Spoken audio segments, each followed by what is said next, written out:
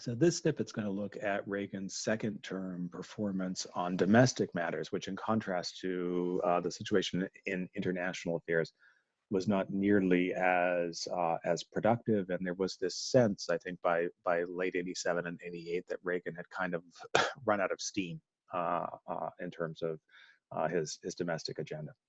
So the key element in Reagan's second term is this chart, which looks at deficits as a percentage of gross domestic product. There are lots of different ways you can look at that, but this is sort of one way. It gives a sense of just how large the deficits were. And if you look right in the middle of this chart, you can see that deficits start to balloon during the Reagan years, beginning in 82 and continuing basically through 87. So this is a very, very deficit heavy period. You look way over on the right of the chart, you'll see the massive deficits associated with the 2008 financial crisis. Obviously, we're going to be seeing similar ones in the next year or two as well. But the difference between what we're seeing now and what we see in 2007, 2008 is that during the Reagan years, the economy overall was doing relatively well. So these deficits are particularly striking. Reagan's policy, again, nominally is anti-deficit. So there's this contradiction between what he's saying and what he's doing. In this political culture, three members of the Senate, from left to right on the screen, Ernest Hollings, who was a pretty conservative Democrat from South Carolina, Phil Gramm, from a Republican senator from Texas, very conservative, and Warren Rudman, a fairly moderate Republican, but conservative on fiscal issues from New Hampshire, get together and pass a law known as the Gramm-Rudman-Hollings Act. Although Hollings is always complaining how his name gets dropped, and if you go online and kind of look for traces of this law, it's more frequently referred to as the Gramm-Rudman law, which says that Congress needs to gradually lower the deficit every year from 86 through the early 1990s. But if it does not, there will be automatic reductions in federal spending, not authorized by Congress, simply done through an executive agency to meet the pre-apportioned limits. This raises a pretty significant constitutional question. The Constitution gives to Congress the power to authorize and reduce spending, not to an executive agency. And a single member of Congress, very, very interesting congressman, named Mike Sinar, a Democrat from Oklahoma, a state that we think of as very conservative, it was then and it is now. But Sinar was a liberal Democrat who served from 1978 through 1994. He was a fierce critic of the NRA, a fierce critic of the tobacco industries. This was a period where particularly talented members of both parties could still flourish in, if you're a really talented Democrat, as Sinar was, you could win in a red state. If you're a really talented Republican, you could win in a blue state in a way that I think is no longer the case. So Sinar goes to the Supreme Court. And he challenges the law and he wins. The Supreme Court strikes down the trigger mechanism of Gramm-Rudman. They say that that Congress cannot cede that authority to the executive branch, and the deficits remain more or less in place. And it will take more concrete action from the Bush administration, which we'll be looking at in a later snippet, to really begin to get the Reagan era deficits under control. But Sinar's constitutional argument, I think, was absolutely correct. This sense that the deficits are a looming threat to the economy, accompanied with a very significant agricultural downturn in the mid-1980s, and the fact that Reagan had brought in some, some pretty weak Republican senators with him in 1980, leads to a disastrous performance by the Republicans in the 1986 midterm elections.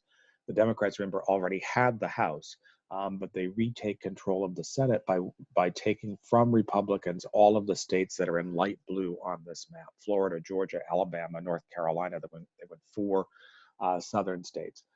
Maryland, where a moderate Republican named Charles Mathias had retired. both of the Dakotas, North and South Dakota. A reminder that it's not that long ago when the Dakotas were more of a Democratic area than a Republican.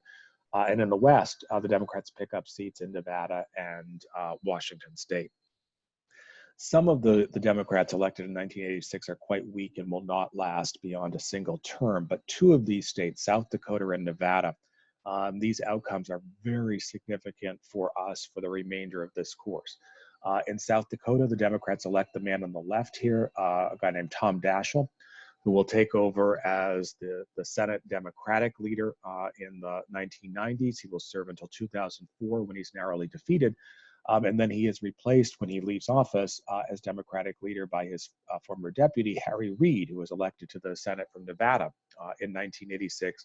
And Reid will serve as Democratic leader until just the last Congress when he retired. So the 86 midterms basically brings to Congress a generation of leadership among Senate Democrats and from states, South Dakota and Nevada, that we don't think of as particularly liberal states. Nevada has become more reliably Democratic in the last few years, but during Reid's time, from 86 onwards, it was at best a purple state and even a state that seemed to tilt a little towards Republicans in national elections. The new Congress is entirely democratically controlled Congress. Also, it comes to office when Reagan is very weak on domestic matters. The economy has a very significant contraction in 1987 and 88. This chart on the right is a decline in the stock market. The stock market drops 22%, a very, very large drop in a single day in 1987. This is known as Black Monday. And the chart on the left are bank failures, mostly in the savings and loan industry, the kind of mini bank that was poorly regulated during the Reagan years. The tradition in savings and loans was that they would take depositors' monies and they would loan them out in interest, loan them out in mortgage payments, and then make profits off of the interest. But the Reagan administration loosened regulations. You had all kinds of sort of reckless investments in these savings and loans, and they started to collapse as the stock market became more erratic. And the problem was that savings and loans, just like banks, were guaranteed by federal deposits, so they all had to be bailed out by the federal government. So there's this sense that Reagan's policies, relying on Wall Street, relying on deregulation, were not delivering the economic prosperity that he had promised. And then finally, on the domestic front, during Reagan's second term, he runs into difficulties in the legal realm. This was an administration to whom the courts were very, very important. They wanted to shift the courts to the right. They believed that the courts had become a tool of liberals in the 1960s and 1970s. Reagan accomplishes this goal in part by appointing Antonin Scalia to the Supreme Court in 1986. He then gets another vacancy in 1987 and nominates Robert Bork, former Nixon official, very highly regarded conservative jurist and legal philosopher, and extremely conservative man to the court in 1987. Bork had expressed doubts about the constitutionality of the Civil Rights Act, was known as a strong critic of feminism. If he had gone up before a Republican Senate, he probably would have been confirmed, but now the Democrats control the Senate, 55 to 45, and the question is, will they go along? And what becomes clear is that they will not. Bork's nomination is overwhelmingly rejected by the Senate. After hearings before the Senate Judiciary Committee chaired by the new Judiciary Chair, a Delaware senator named Joe Biden. This is Biden's first national claim to fame. He's generally praised for his handling of these hearings, especially among Democrats. What's interesting about the Bork vote, if you look down at the bottom of the screen, you can see I have these red bars on the bottom of the screen.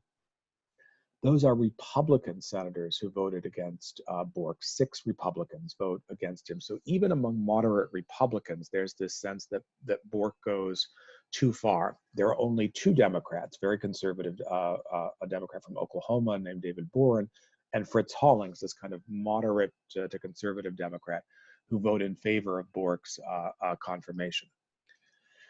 The second choice for Bork is a conservative younger judge, federal judge named Douglas Ginsburg, but Ginsburg's candidacy literally goes up in smoke after it's revealed that he had smoked marijuana in college and immediately after getting his law degree. And the Reagan administration had kind of had a hardline anti-drug policy. The First Lady, Nancy Reagan, had a slogan of "just say no to drugs," and the sense was it was too hypocritical for the administration to nominate to the Supreme Court someone who would use drugs, even though again it was marijuana and everyone seemed to be using it at the time. And by this point, we're getting to late 1987. The sense is that Reagan needs someone who can certainly be confirmed. He goes to his advisors and he says, "Give me a conservative federal judge, but one that the Democrats will not object to." And that turns out to be Anthony Kennedy, a judge on the Ninth Circuit Court of Appeals, which is based in the West Coast. A fairly reliable conservative vote, but someone seen as a fair judge on both sides, and he is overwhelmingly confirmed. This, as we will see later on in this course, turns out to be a nomination of extraordinary consequence. Kennedy winds up being a fairly conservative vote on the Supreme Court on most issues. But on gay and lesbian rights issues, Kennedy winds up being easily the most important jurist in American history. And so this nomination from Bork, who was a strong opponent of gay rights, to Kennedy, who was a strong legal supporter of gay rights, will have significant long-term consequences. And it's an irony here that it comes from Reagan, who did not obviously have a pro-gay rights record as president. So the basic theme here is that unlike on international affairs, on domestic affairs, whether it's the budget, whether it's the courts, whether it's just control of Congress, the Reagan administration seems to be running out of steam in 1987 and 1988, and it seems to be setting up the stage for the Democrats to win in 1988. That obviously does not happen, and that's what we'll be looking at next time.